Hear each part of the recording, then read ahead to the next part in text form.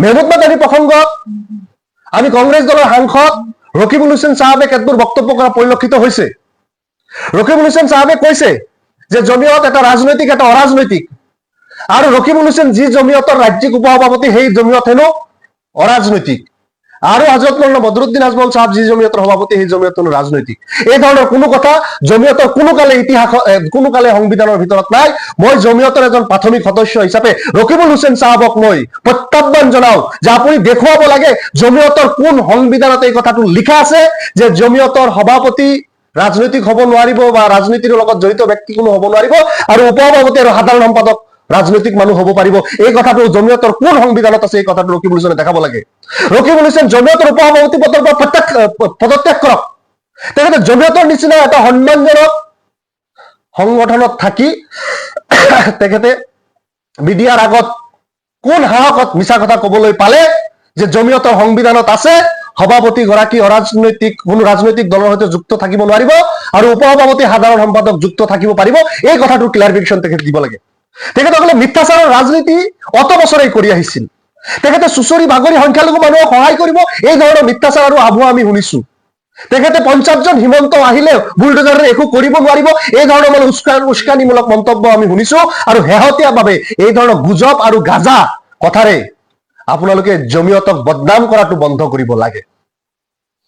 আমি দেখিছো যে বিৰোধী দলপতি দেওব্ৰত শইকীয়াই তেখেতে মন্তব্য কৰিছে যে এই ক্ষেত্ৰত বদৰুদ্দিন আজমল সাহেবে বোলে হেৰিক কন্ট্ৰল কৰে, এই মেহমুদ মাদানীক কৈছে আৰু সেই অনুযায়ী তেখেতে কৈছে। লুৰিণজ্যোতি গগৈ একে ধৰণৰ কথা বতৰা কৈছে। আৰে ভাই, আজি আমি ইউডিএফ দলে অতি জিম্মেদাৰী সহকাৰে কৈছো মেহমুদ মাদানী সাহেবে কোৱা প্ৰতিটো কথা আমি ইউডিএফ দলে সমৰ্থন কৰো। আমি কিয় সমৰ্থন কৰো? কাৰণ এই মুখ্যমন্ত্ৰী গাদীত থকাৰ অধিকাৰ নাই। তেখেতে যি ধৰ্মনিৰপেক্ষ আৰু গণতান্ত্ৰিকতাৰ শপত লৈছিল সেই শপত প্ৰতিটো দিন তেখেতে ভংগ কৰিছে। গতিকে তেওঁ গাদীচ্যুত হ'ব লাগে। আৰু সেই কথাৰ আপোনালোকে বিৰোধ কৰি মুখ্যমন্ত্ৰী হিমন্ত বিশ্ব শৰ্মা ৰকিবুল হুছেইনে সমৰ্থন কৰিছে, দেওব্ৰত শইকীয়াই সমৰ্থন কৰিছে, লুৰিণজ্যোতি গগৈয়ে সমৰ্থন কৰিছে আৰু অখিল গগৈয়ে সমৰ্থন কৰিছে। আমি তেওঁলোকক ধন্যবাদ দিছো আৰু অসমৰ জনগণক জনাইছো যে আজি এই সন্দিক্ষণত, আজি এই জটিল পৰিস্থিতিত লুৰিণজ্যোতি গগৈ, অখিল গগৈ, দেওব্ৰত শইকীয়া আৰু ৰকিবুল হুছেইনে মুখ্যমন্ত্ৰীৰ পক্ষ লৈছে। মুখ্যমন্ত্ৰী গাদী বচাবলৈ তেওঁলোকে পক্ষ লৈছে। অসমৰ জনগণে বিচাৰ আৰু বিশ্লেষণ কৰক যে মুখ্যমন্ত্ৰী পদত্যাগ কৰিব লাগে নে নাই, গাদীচ্যুত হ'ব লাগে নে নাই। এই কথা অসমবাসী জনগণৰ ওচৰত আমি বিচাৰ দিছো। আৰু এই যে 4জন প্ৰতিবোৰ নেতাই যিসকলে মুখ্যমন্ত্ৰীৰ পক্ষ লৈছে তেওঁলোকে ভুল নে শুদ্ধ আপোনালোকৰ ওচৰত বিচাৰ দিম। বাকী যি সময়ত চৰ্চা হ'ব লাগিছিল আদানীৰ, সেই সময়ত চৰ্চা হৈছে মাদানী।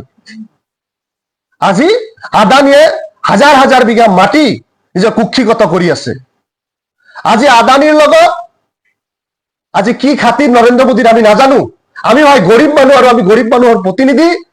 আজি আমি এমুঠি অন্যৰ কাৰণে আহাৰৰ কাৰণে যি সময়ত দেশৰ কোটি কোটি মানুহে অহৰহ সংগ্ৰাম কৰিব লগা হৈছে, সেই সময়ত দেশৰ আধা সম্পত্তি যাৰ ওচৰত গোটেই এয়াৰপোৰ্ট, যাৰ ওচৰত বিঘাই বিঘাই লাখে লাখে বিঘাই বিঘাই মাটি, সেই আদানীক মাটি দিয়াৰ কথা বতৰাবিলাক অসমৰ ৰাজনীতিত, অসমৰ সমাজ জীৱনত যাতে চৰ্চা নহয়, জনজাতীয় ভাইসকলক নিজৰ গাঁৱৰ পৰা উৎখাত কৰা কথাবিলাক যাতে প্ৰচাৰ নহয়।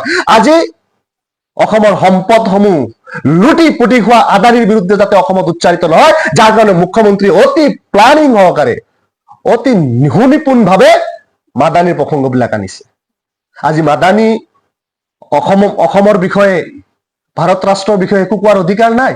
এই ভাৰত ৰাষ্ট্ৰ শাসনত, এই ভাৰত ৰাষ্ট্ৰ স্বাধীনত মাদানীৰ পৰিয়াল, মাদানীৰ সংগঠনৰ কোনো অৱদান নাই যে আজি তেওঁ কথা ক'ব নোৱাৰিব। এনেকুৱা কি হৈছে? মেহমুদ মাদানী সাহেব মৌলানা কাৰণে ক'ব নোৱাৰিব নেকি? তেখেত এজন মুছলমান কাৰণে ক'ব নোৱাৰিব নেকি?